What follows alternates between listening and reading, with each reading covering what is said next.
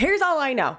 Okay, here's all I know so far. Wedding planner hung dress from the fire sprinklers. Hair and makeup at the entire bridal party was ruined, totaling $3,000. Okay, first of all, I don't know why it's that expensive, unless the dress was ruined. Okay. Hi, my name is Jamie Wolfer. Welcome back to my channel. Today's video, we're going through wedding stories on Reddit, but this one comes with visual receipts. We've got a video on our hands, ladies and gentlemen. So, I am gonna watch this, and all I see right now in the thumbnail is water all over the ground, and it looks like we're in the, like, hotel hallway. There is... Oh my gosh. Oh my gosh. There is a veritable flood of water happening in this room. One girl's like, I don't know where my phone is, and someone's trying to console her like, don't worry, we'll find it. Sure, but is it gonna work? Perhaps not. Oh my gosh. As a wedding planner, I feel as though it is my duty to help you guys figure out how to plan your weddings through whatever means possible. And sometimes that means reading through some stuff on the internet and letting you know if that's at all accurate or normal or whatever. And that is not normal or accurate or whatever. And if you are stressed at all about planning your wedding, but you can't afford a wedding planner, listen, you are actually the majority here. Most people don't have a budget that is large enough to afford a wedding planner, so you're probably not going to get into this position anyways, and which will just make this video fun to watch, ideally for most of you, or give you some red flags to look out for. But for those of you that are really struggling with trying to figure out how to plan a wedding because you can't afford a planner, but Pinterest is literally just a bunch of infographics and you're just piecemealing all of this together, may I invite you to come join me in the master plan. I'm live every single month answering your calls. We have a whole online wedding planner that I take you through, teaches you how to plan your entire wedding in 10 modules. Super simple, easy to follow videos that make it foolproof. You should not be running into any stressful issues planning your wedding if you come join me in the master plan. Not only do we have the support system of the modules, but I'm there to answer your calls. We've got real life wedding planners there for office hours every week. I'm telling you, everything you could need out of a real life wedding planner, we include in the master plan. I highly encourage you to check it out right here. Now that I've told you how awesome our services are, let's dive back into how awful this planner services were. Okay, so apparently this was shared on Twitter. This was like 6 months ago that it was posted on Reddit. I don't always like stay up to date on the most frequent stuff on Reddit because sometimes we need to like address the big stuff like this, okay? I have never heard of this happening before in my life, but my husband does work for a general contractor, so I know that the fire sprinklers are super testy and I would never hang something from that. Ever. But immediately I'm thinking that whoever hung it, aka the wedding planner, this person would be responsible for the damages that ensued. And I really hope for this planner's sake that they have liability insurance. I don't know if this would be covered by that. Liability insurance is something that you might be requested to get through your venue. It is highly recommended that you have it regardless. I'm going to go ahead and link my favorite. It's theeventhelper.com right up here. I have used them for years. I think they're absolutely fantastic. They're my #1 recommended go-to source for this. Usually it's less than $1 per guest. So if you're like, I don't know what liability insurance is, but it's scary, it's not complicated. You get it a couple weeks before your event and you pay per guest. So you want to wait till you're pretty close. Vendors should also carry it. Here's an excellent example as to why. Now, again, I don't know if this would cover that necessarily, but it sounds to me like it would fall under the jurisdiction of that. But what do I know? I don't sell insurance. I just sell my soul on the internet. But we need to go into immediate damage control here. So let's assume that me as the wedding planner, I'm not the person that hung the dress, okay? Because I would never, okay? I would never. But let's say the photographer did, which would be kind of plausible, right? Photographers like to hang dresses up from things and take photos of it. Now, this would be an awful place to do that, but let's just say for the sake of conversation, I'm not the one who did it, but I'm helping to try to figure out damage control. One, I would make sure, you know, is any of the makeup products, are those salvageable? Are any of the products the artist brought with them, can we fix that? Can we do anything with that? 2, can we go for like a slick back look with any of the bridesmaids to save on some time? What can we do to kind of mitigate redoing these services? Who needs a touch up? Who needs to be redone? How much of this is salvageable? Do I need to run to CVS and we can just do a whole entire drugstore haul of all the goods and get this wedding party ready to go again? That's where my mind goes immediately. Secondary to that, can we go to a dry cleaner and see if we can get this dress dried like that? Like, is there anything that we can do to make that happen? I would personally run to the nearest dry cleaner and be like, what do I need to pay? How many monies? How many doll hairs do you need to make this dry immediately? Like huge, huge, huge major issue, right? So once we have hair, makeup, dress handled, then we would need to source another location to get ready because obviously it's a freaking rainforest in there. There's a deluge of water falling from the ceiling. We're gonna have to deal with the fallout with the hotel probably pretty promptly. Someone's gonna have to discuss this with them, but at me as the wedding planner, I'm gonna be like, hey, yo, ma, or somebody, anyone else that can have this conversation with them directly would be fantastic so I can handle the event logistics and keep getting this figured out. Get hair and makeup figured out. We're trying to figure out what's going on with the dresses. If we can get the bridesmaid dresses dry cleaned as well, or like just dried as quickly as possible, that would be ideal. And then we need to start figuring out how to mitigate this timeline. We need to start doing damage control on what that looks like because this probably sets the entire timeline back several hours. So what do we do then? Hair and makeup artist, do you know anyone who you can bring in so we can have multiple artists working to get through this faster? Yeah? Nah? Okay, let's see if we can make that happen. Bridesmaids, are any of you comfortable doing your own makeup or your own hair? Great, let's do that. We're cutting corners, we're making this happen as fast as we can. And then we have the emotional fallout of the brides specifically. Once I start getting the ball rolling on damage control, I would do my best to pass it off to my assistant and go to my client directly and be like, I am here with you. I am so sorry this happened. Would you like to hear how we're doing damage control or do you just want to sit in this for a minute? You know, because I don't want to rush my client out of like their dream day literally just got hosed. And I don't want to rush them out of that process. So if I can go to them, sit with them for a minute, what do you need? Do you want something to eat? Do you want 5 minutes to yourself? Because I can make that happen. Do you want to just go talk to your mom for a few minutes? Do you want to call your fiance and talk to them? Like, what do you need from me to give you some zen, for lack of a better word? Do you want me to go get you some coffee? A glass of champagne, something to eat. And I ideally would not be chucking these like fastballs at my client. I would just kind of gently be bringing them up. And then once she's had a few minutes to center herself, I go, okay, here's our plan of attack. Here's what we're currently doing. We've got one of the makeup artists over at the local CVS buying makeup. Don't worry, we'll keep the receipts. 2, we're calling to see if any more makeup artists can come. If not, we're gonna start cutting some corners, having bridesmaids do their own makeup or help each other with makeup. And we're going for a more simple hairstyle, okay? Our main focus is you. We want you to look good. Next, we have all of our dresses heading off the dry cleaners. I would share all this in a nice paced voice so she wouldn't feel too overwhelmed, but let her know everything that's been touched. We will figure it out. Next, I'm gonna go through the contract that we have with this vendor that screwed up. All right, we're gonna go through this contract and we're gonna figure out what we need to do to make sure that this is handled. But right now, all I need you to do is just enjoy your champagne, and then we're gonna get you set up with a hair and makeup artist and get you going again. You're our main priority. We want you feeling gorgeous. We want your hair looking right. So whenever you're ready, we're gonna get you into a chair and we're gonna get things moving along. To be totally honest, I would actually probably leave the room and cry.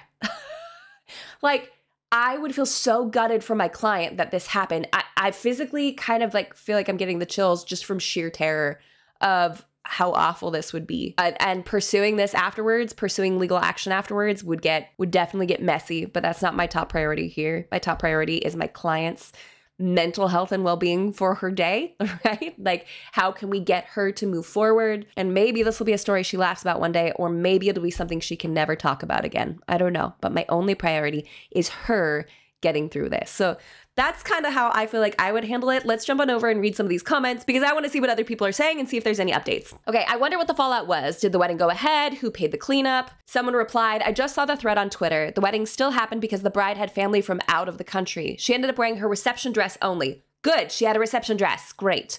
Since the hotel was booked in the bride's name, she is being held responsible as going to have to sue the wedding planner. That makes sense. The wedding planner hung the dress on the sprinkler to get a full view of the dress, and the weight of the dress broke the sprinkler and caused this massive mess. Also, the $3K was for makeup and equipment, not the dress, hotel, and whatever other damages. Whoo!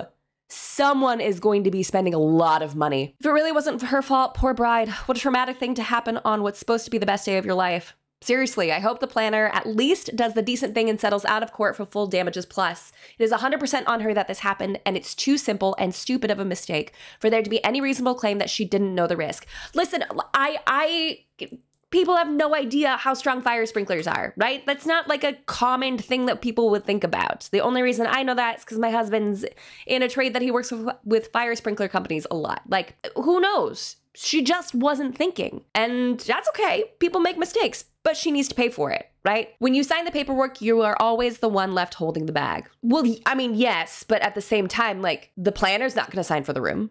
That's not her responsibility. She's not staying there. She's not putting your room in her credit card. Like, that's where liability gets a little funky. So, yes, but also this can be settled. That wedding planner is going to have some interesting reviews, to say the least. Yeah.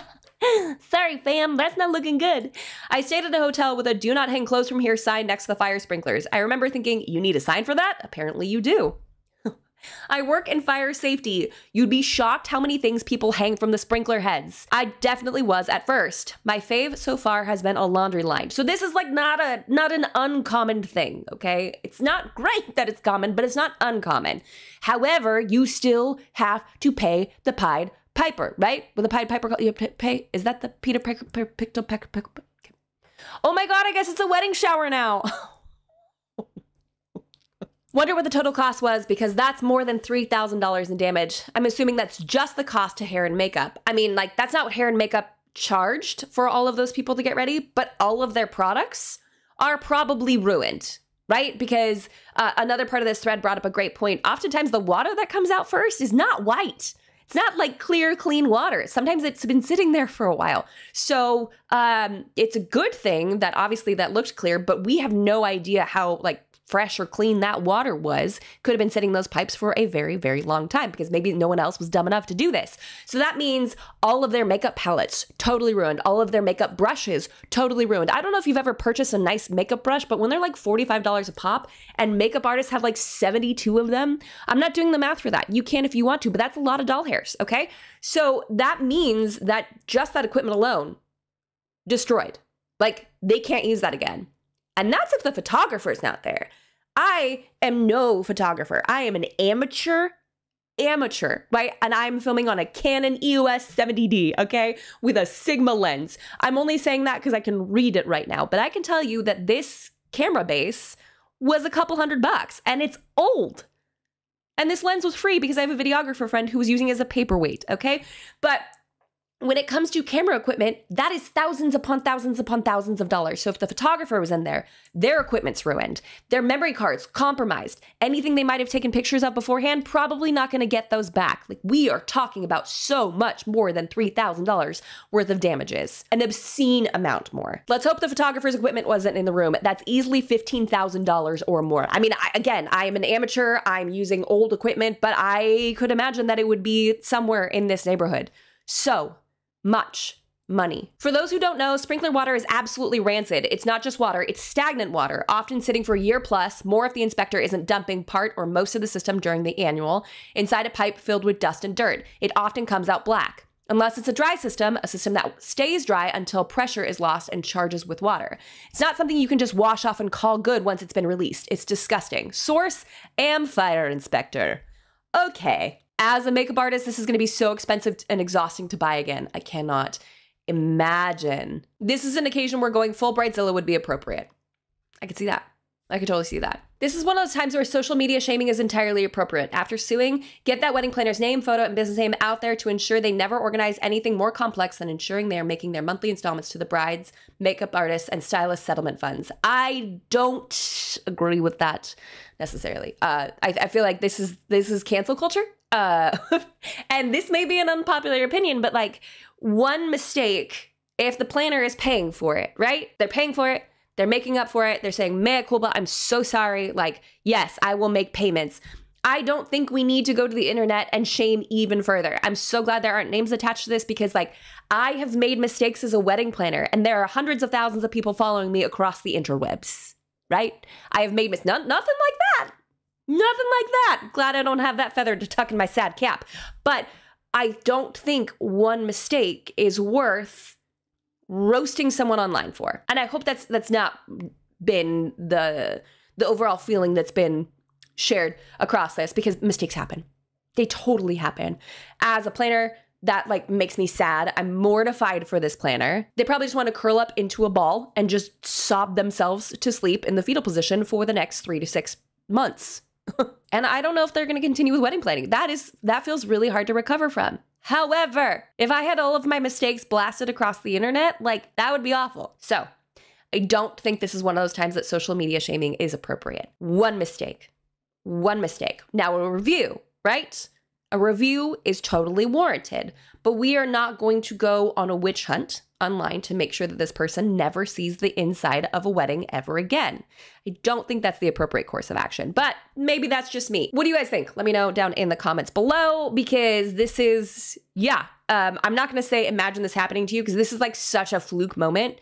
Do not imagine this happening to you, okay? Like, don't panic. Your wedding's gonna be great, and now you know not to hang anything from the fire sprinklers. You're welcome. We've learned something in today's video. But do you think it's right to publicly name and shame this wedding planner because of this decision? Obviously, you know where my heart's at with that one. I don't think that's right. But also, I think this person needs to make good.